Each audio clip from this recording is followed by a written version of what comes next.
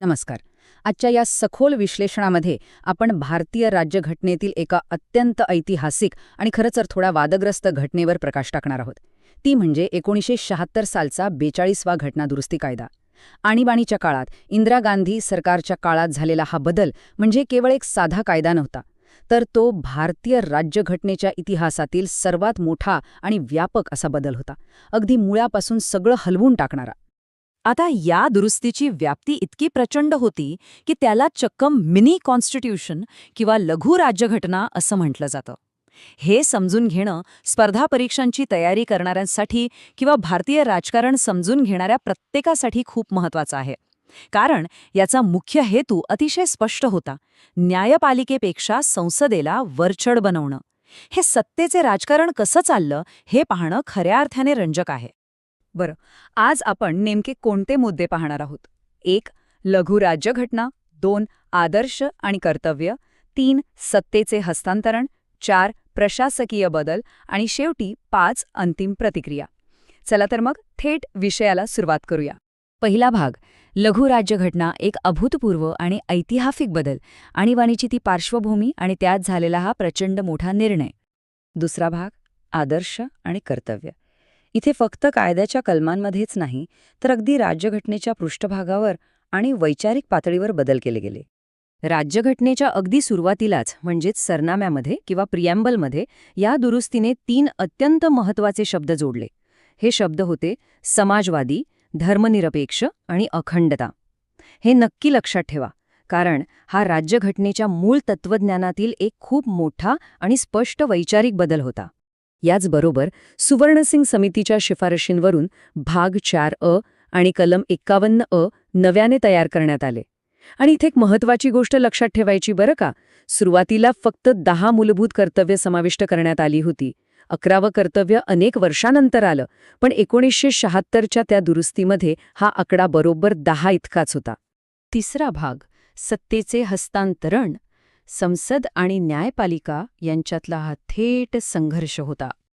आता इथली गोष्ट अत्यंत रंजक आहे. मार्गदर्शक तत्वे म्हणजेच DPSP आणि मूलभूत हक्क यांच्यातला संबंधच पूर्णपणे पालटून गेला. या दुरुस्तीने असा नियम आणला की जर संसदेने एखादं मार्गदर्शक तत्व लागू करण्यासाठी कायदा केला, तर तो कायदा मूलभूत हक्कांचे उल्लंघन करतो या कारणाखाली रद्द करता येणार नाही. थोडक्यात काय, तर मार्गदर्शक तत्वांना मूलभूत हक्कांपेक्षा सर्वोच्च स्थान दिलं गेलं. न्यायपालिकेला रोखण्यासाठी अतिशय कठोर पावलं उचलली गेली. अगदी स्पष्ट सांगायचं तर घटनादुरुस्तीला कोणत्याही न्यायालयात आव्हानच दिलं जाऊ शकत नाही अशी तरतूद करण्यात आली. सर्वोच्च न्यायालय आणि उच्च न्यायालयांच्या न्यायिक पुनर्विलोकनाचा म्हणजे ज्युडिशियल रिव्ह्यूचा अधिकार मर्यादित केला गेला. सोप्या भाषेत सांगायचं तर न्यायव्यवस्थेची कायद्यांवर लक्ष ठेवण्याची क्षमताच जवळपास गोठवून टाकली. चौथा भाग, प्रशासकीय आणि संघीय बदल. संपूर्ण सत्ता एका ठिकाणी केंद्रित करण्याचा हा प्रयत्न होता.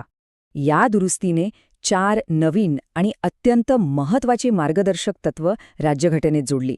हे लक्षात ठेवणं खूप सोपं आहे. कलम 39, मुलांचा निकोप विकास. कलम 39 मोफत कायदेशीर मदत. कलम 43 उद्योगांच्या व्यवस्थापनात कामगारांचा सहभाग. आणि कलम 48 पर्यावरण आणि वन्यजीवांचा संरक्षण. हे सगळे बदल थेट प्रशासनावर दूरगामी परिणाम करणारे होते. प्रशासकीय पातळीवर काही अतिशय मोठे आणि धक्कादायक बदलही झाले, जसं की मंत्रिमंडळाचा सल्ला हा राष्ट्रपतींवर थेट बंधनकारक करण्यात आला. याशिवाय लोकसभा आणि राज्यांच्या विधानसभांचा कार्यकाळ 5 वर्षांवरून चक्क 6 वर्षांपर्यंत वाढवला गेला. विचार करा. आणि 1971च्या जनगणनेच्या आधारावर लोकसभा आणि विधानसभांच्या जागांची संख्या थेट 2001 सालापर्यंत गोठवून टाकण्यात आली.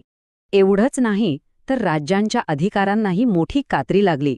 राज्य सूचीतील 5 महत्त्वाचे विषय समवर्ती सूचीमध्ये म्हणजेच कन्करंट लिस्टमध्ये हलवण्यात आले.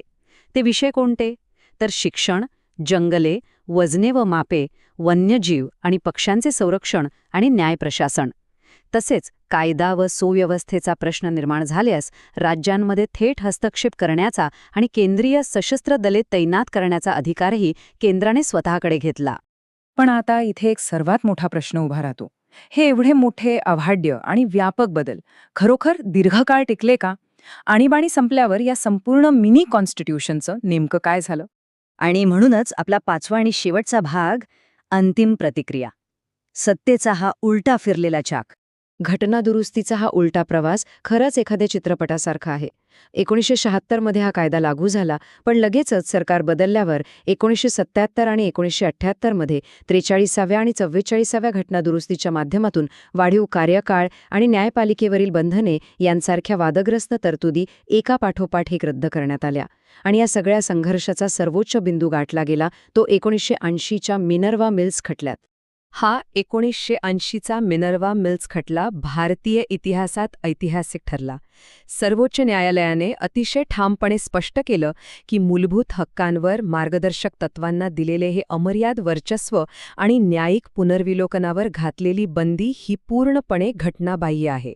न्यायालयाने हा स्पष्ट निकाल दिला की न्यायिक पुनर्विलोकन म्हणजेच ज्युडिशियल रिव्ह्यू हा आपल्या राज्यघटनेच्या मूलभूत संरचनेचा म्हणजेच बेसिक स्ट्रक्चरचा अविभाज्य भाग आहे. त्याला कोणीही हात लावू शकत नाही. या संपूर्ण रंजक प्रवासातून एकच गोष्ट प्रकर्षाने समोर येते, ती म्हणजे निवडून आलेले प्रतिनिधी आणि आपली न्यायव्यवस्था यांच्यात समतोल राखण्याची ही कायमस्वरूपी चालणारी ओढाताण. 42व्या घटनादुरुस्तीने संसदेला सर्वोच्च बनवण्याचा एक जोरदार प्रयत्न केला, पण त्यानंतरच्या घडामोडींनी तो समतोल पुन्हा जागेवर आणला. आता विचार करण्यासारखी गोष्ट ही आहे की हा सत्तेचा समतोल कायमचा सुटलेला प्रश्न आहे की तो आपल्या लोकशाहीच्या उत्क्रांतीचा एक सतत चालणारा भाग आहे. याच विचार करायला लावणाऱ्या प्रश्नावर आज आपण हे विश्लेषण थांबूया. पुन्हा नक्की भेटूया अशाच एका नव्या आणि रंजक विषयासोबत.